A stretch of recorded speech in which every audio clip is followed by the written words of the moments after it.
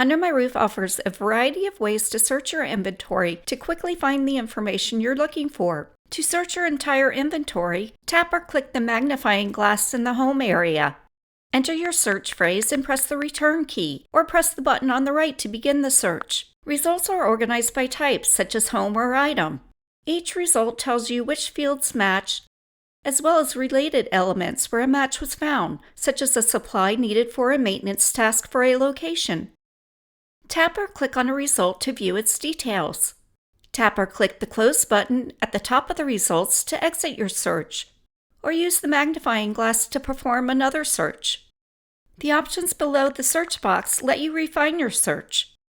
The match option specifies what needs to match to be included in the results. You can search for the exact phrase entered, the presence of every word in the search phrase regardless of order, or the existence of any of the words in the search box. Use the Home option to specify the home to search. You can also search for numbers and dates, even dates that fall within a specific range by entering 2 dates with 3 dots in between them. Item list search is another search option that filters the items in the current item list to show only those with a name containing the characters you entered. Select text fields to show items that contain any text field that matches. You can also search for an item or supply by barcode or asset tag.